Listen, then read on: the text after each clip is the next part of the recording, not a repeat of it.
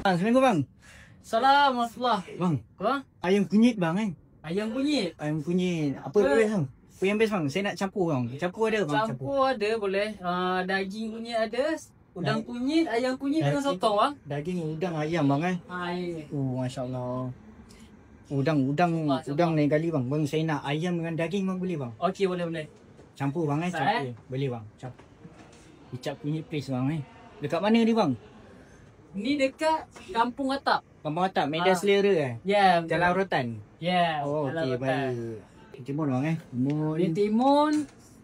Okey, kita bagi sambal. Sambal bang.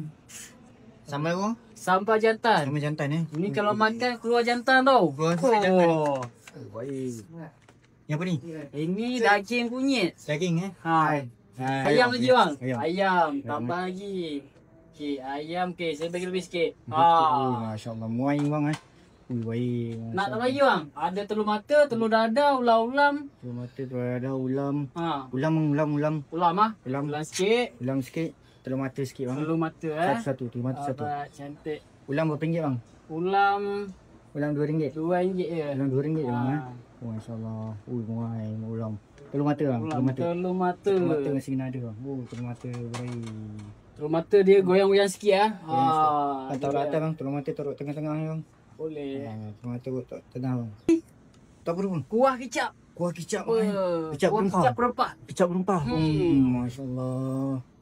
Tu baik bang. Banjir ah. Ganji bang. Ni buat macam nasi kandar eh. Macam masya-Allah. Iskandar. So kalau macam ni berapa bang? Yang ni kita bagi harga 14.5 aje. 14.5 bang. Penuh macam ni 14.5 eh. Nasi 14.5 boleh tambah bang. je. Nasi boleh tambah ke bang? Nasi boleh tambah air free flow. Air free flow tambah RM1 eh. Air berapa RM1 eh? Tambah RM1. RM1 free flow kan? Masya-Allah baik bang eh.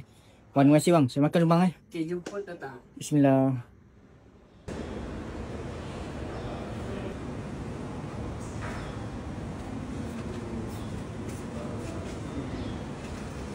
So korang kalau nak datang sini senang je. Korang search je Kicap Kunyit Place ataupun Medan Selera Jalan Rotan. Korang akan nampak depan tu ada jalan mati. Korang masuk je dalam.